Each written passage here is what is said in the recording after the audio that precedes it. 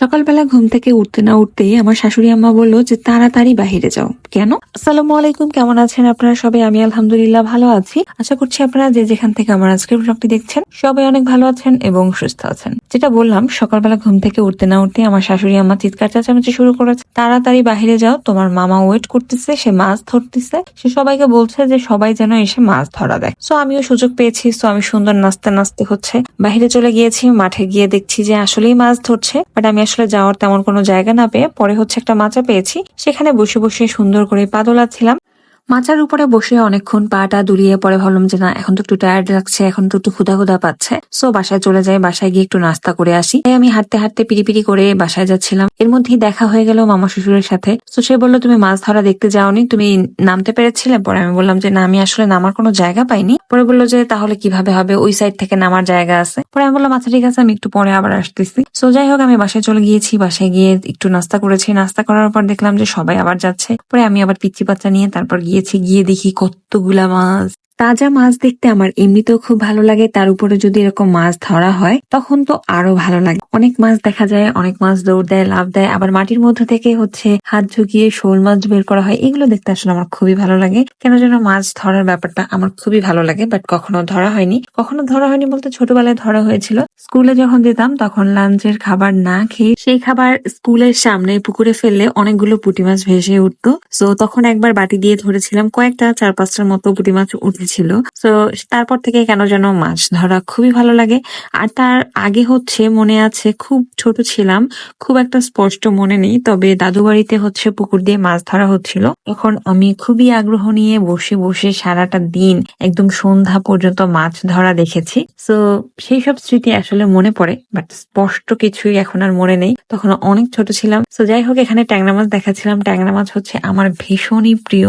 আমি আমার হাজবেন্ডকে বলছিলাম যে দেখো ট্যাংরা মাছগুলো কত সুন্দর। এটা হয়তো আমার শ্বশুর শুনতে পেয়েছে, তো সে করেছে যে সে যতগুলো ট্যাংরা মাছ উঠেছে সবগুলোই তার ভাগে নিয়েছে, এবং পরে আমাকে বললো যে তোমার জন্য ট্যাংরা মাছ নিয়েছি, ওগুলো তুমি খেও। এগুলো আসলে খুবই ভালো লাগে। আমার আব্বু এমন করতো, বাজার থেকে কোনো তাজা মাছ নিয়ে আসলে বা বড় মাছ নিয়ে আসলে সে আমাদেরকে ডেকে বলতো যে দেখো বড় মাছ এনেছি।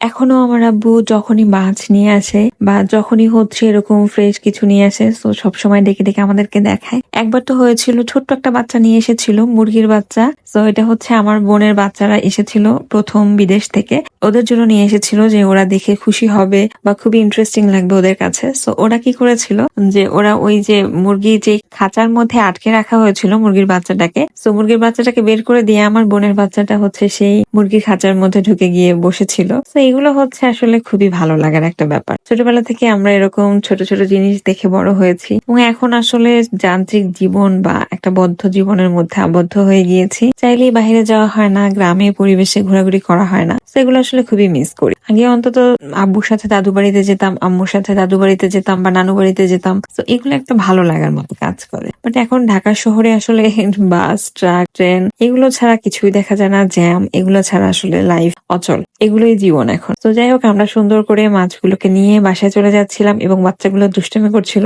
আমার আবার যখনই ভীষণ মন খারাপ লাগে বা কষ্ট হয়, খুব একা একা লাগে, তখন আমার মনে হয় যে আমি ছুটতে কোনো গ্রামে চলে যাই। আসলে সত্যি মন খারাপের সময়গুলো এরকম শান্তির পরিবেশে থাকতে পারলে মনটা আসলে এমনিতেই ভালো হয়ে যায়। আমার খুব ইচ্ছে আছে, যখন আমার টাকা পয়সা হবে ইনশাল্লাহ, তখন আমি একটা বাংলো বাড়ি করব। এরকম একদম প্রকৃতির মাঝখানে ছোট্ট একটা বাড়ি হবে আমার, এবং যখনই আমার খুব মন খারাপ হবে, আমার একা একা লাগবে, তো তখন আমি সেখানে চলে যাব এবং নিজের সাথে সময় কাটাবো। আমার হাজবেন্ড আবার এরকম জামা কাপড় টানাটানি এগুলো খুবই অপছন্দ করে। তো ও আমাকে বলছিল যে তুমি ওদেরকে ধরো, নইলে আমি আর বাসায় যেতে পারবো না, তুমি ওদের দুজনকে নিয়ে আসো। ওরাও ভীষণই মিশুক, ওরা আমাদেরকে পেয়ে অনেক খুশি, সারাদিন পকড় পকড় পকড় পকড় করে এবং অনেক মজা করেছি। আসলে এবার ট্রিপ গুলো খুবই ভালো ছিল। মামা শ্বশুর বাড়ির ট্রিপটাও ভালো ছিল, আমার বোনের শ্বশুর বাড়ির ট্রিপটাও ভালো ছিল, আমার বাবার বাড়ির ট্রিপটাও ভালো ছিল। মাশাআল্লাহ, অনেকদিন অনেক ঘোরাঘুরি করেছি। তো আজকে আমি এখানেই বিদায় নিচ্ছি। সবাই ভালো থাকবেন, সুস্থ থাকবেন এবং আমাদের জন্য অনেক অনেক দোয়া করবেন। আল্লাহ হাফেজ।